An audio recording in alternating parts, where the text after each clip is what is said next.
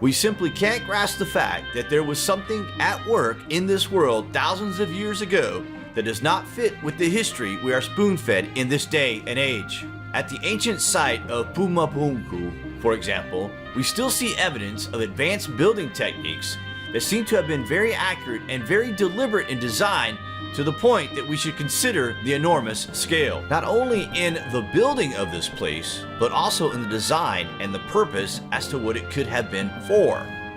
Just like we see with other ancient sites across the globe, we grow up believing the far-fetched stories that were basically made up by the first people to reach these sites.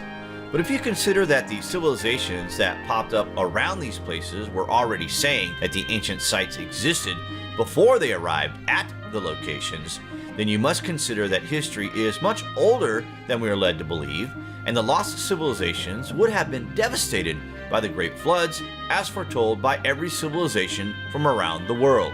At Pumapunku, there's evidence of a cataclysmic event in the form of scattering of giant stones distributed all over the place. This would have taken a very strong force of nature to affect this area in such a devastating way. The excavations at Pumapunku are only at the 2 feet deep mark, and the deeper they dig, the more they are bound to find. Incredibly, there has been ground-penetrating radar carried out at this site that reveals that under the ground there are in fact a series of massive chambers that the so-called archaeologists are turning a blind eye to. What's that all about? Wait till you see this.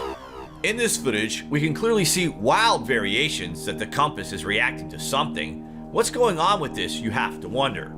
The compass seems to only react across the stone and not react vertically.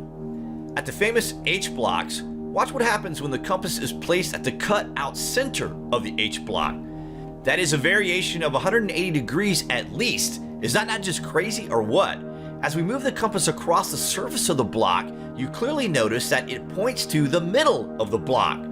The complexity of the cutting of the stones here at Pumapunku is astonishing. What type of structure was this place meant to be? The foundation stones at this place are upwards of 140 tons each, and were quarried beyond a mountain range nearly 10 miles away. It is stunning to think how they transported these huge blocks, and you can't help but wonder what kind of advances an ancient civilization may have possessed to make this happen. The cutting of these stones and the magnetism we see could be the result of the tools used to cut and shift these stones into place. Perhaps some sort of elevation knowledge that is long forgotten about. Just a thought. The magnetic activity at play here are anomalous, to say the least.